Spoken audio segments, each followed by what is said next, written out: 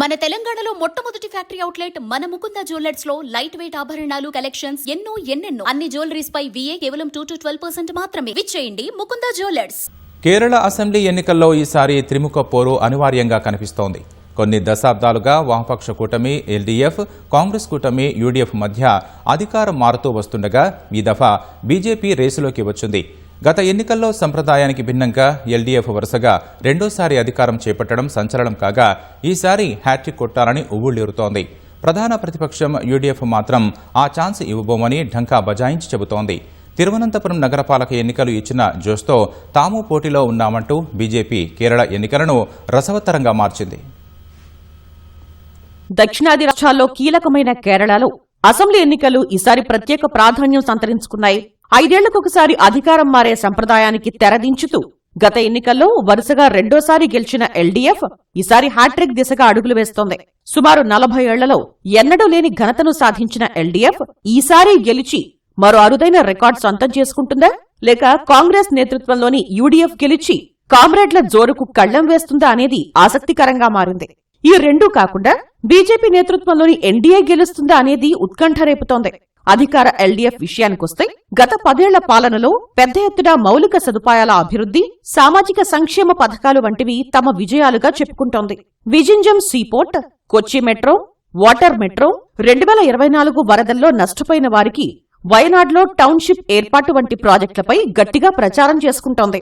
తాజా బడ్జెట్లో పింఛన్ల మొత్తాన్ని పెంచుతామనే కీలక హామీలను కూడా ప్రజల్లోకి తీసుకువెళ్తోంది. వీటికి తోడు ముఖ్యమంత్రి పినరయి విజయన్ దార్శనికత, కామ్రేడ్లకు బలమైన క్యాడర్, సంక్షేమ పథకాల సాయంతో వరుసగా మూడోసారి విజయం సాధించగలము అనే నమ్మకంతో ఉంది. అయితే శబరిమల ఆలయం బంగారు తాపడం పనుల్లో అవకతవకలు, సీనియర్ నేతలపై అభియోగాలు, కొంతమంది అరెస్టు కావడం, CPM, CPI మధ్య విభేదాలు వంటివి LDFకు ఇబ్బందికరంగా మారాయి. 2024 లోక్సభ ఎన్నికలు సహా గత ఏడాది జరిగిన స్థానిక సంస్థల ఎన్నికల్లో ఘోర పరాజయం LDFను కలవరపాటుకు గురిచేస్తోంది.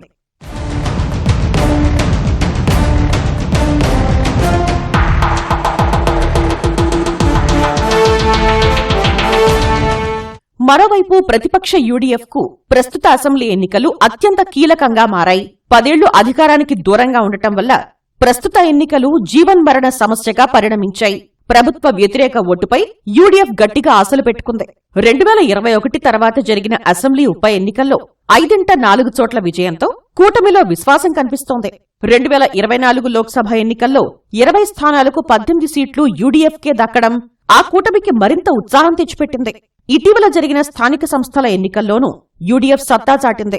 ఫలితంగా తాజా అసెంబ్లీ ఎన్నికల్లోనూ UDF పైచేయి సాధిస్తుంది అనే అంచనాలు వెలువడుతున్నాయి. సీట్ల సర్దుబాటు విషయంలోనూ కూటమిలో పెద్దగా విభేదాలు లేకపోవడం కలిసొస్తుందని తెలుస్తోంది. ఇటీవల వైరీ పక్షాల నుంచి పెద్ద సంఖ్యలో నేతలు వచ్చి చేరడం కూడా UDFకు అనుకూల వాతావరణం ఉందనటానికి నిదర్శనంగా కనిపిస్తోంది. అయితే అభివృద్ధి అజెండాతో బలంగా కనిపిస్తున్న LDFను గద్దెదించడం అంత తేలికైన విషయం కాదనే వాదన కూడా వినిపిస్తోంది. UDF సీఎం అభ్యర్థిని ఇంకా ప్రకటించకపోవడం, నేతల మధ్య విభేదాలు కూటమిని వెంటాడుతున్నాయి. అన్ని పార్టీల నాయకులు కలిసికట్టుగా ముందుకు వెళ్లాలని కాంగ్రెస్ అగ్రనేత రాహుల్ గాంధీ ఇటీవల బహిరంగంగానే సూచించారు.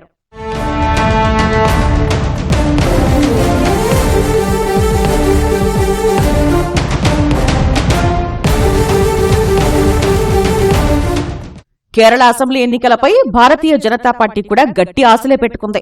ఇటీవల తిరువనంతపురం నగరపాలక సంస్థ ఎన్నికల్లో సాధించిన విజయంతో NDA జోరుమీదుంది. పట్టణ ప్రాంత ఓటర్ల మద్దతుతో కేరళలో మూడో ప్రత్యామ్నాయ శక్తిగా నిరూపించుకోవాలని భావిస్తోంది. డబుల్ ఇంజిన్ల సర్కార్ వల్ల లభించే ప్రయోజనాలను ఓటర్లకు వివరించి కేరళలో తమకొక అవకాశమివ్వాలని కోరుతోంది. స్వయంగా ప్రధాని నరేంద్ర మోదీ కొన్ని నెలలుగా కేరళపై దృష్టి సారించడం సహా తరచూ పర్యటిస్తూ పెద్ద ఎత్తున అభివృద్ధి ప్రాజెక్టులకు శ్రీకారం చుట్టారు.